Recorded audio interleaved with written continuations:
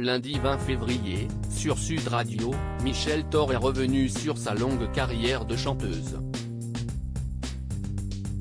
Elle s'est notamment confiée sur le comportement de Claude François, avec lequel elle est déjà partie en tournée.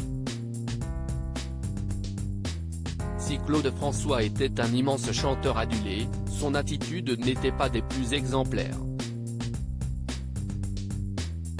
L'interprète de Comme d'habitude laisse peu de bons souvenirs aux artistes qui l'ont côtoyé.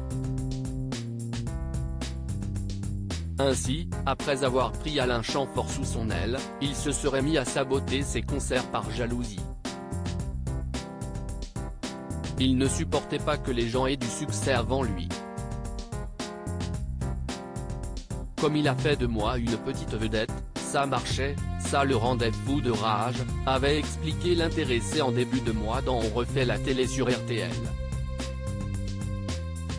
Stone, du duo Stone et Chardenne, a quant à elle récemment reproché à l'artiste disparu d'avoir été odieux avec les Claudettes, avec les filles, mais aussi d'être imbu de lui-même, toujours sur sa personne. Quant à Michel Thor, qui a fait les premières parties de Claude François, elle s'est souvenue, en janvier dans cet avou, que cette période n'était pas de tout repos.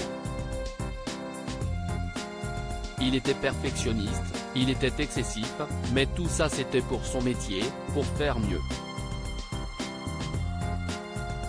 Il dépassait les bornes des fois, avec les choristes, avec les musiciens, avait-elle déclaré. Claude François, pas toujours tendre envers ses musiciens ce 20 février, invité dans Les Clés d'une vie sur Sud Radio, Michel Thor a de nouveau évoqué sa collaboration avec Claude François. J'ai eu la chance de travailler et de partir en tournée avec lui.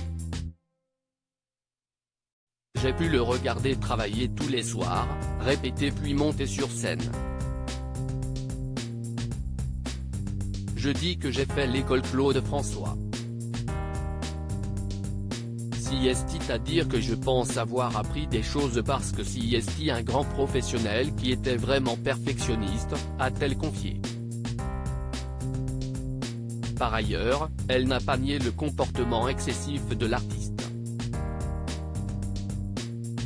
Ainsi, le journaliste lui a parlé de la rumeur prétendant qu'il se retournait parfois vers ses musiciens et ses choristes pour les insulter en plein concert, sans que le public entende. Il était aussi très coléreux, on le sait, a réagi celle qui a perdu sa mère dans un accident de voiture. C'était incroyable, le spectacle n'était jamais le même parce que, effectivement, il changeait souvent le texte des chansons pour dire une vacherie à un musicien ou à une choriste, a-t-elle poursuivi. Si travailler aux côtés de Claude François a été pour elle une école exceptionnelle, le caractère volcanique du chanteur reste aussi dans sa mémoire.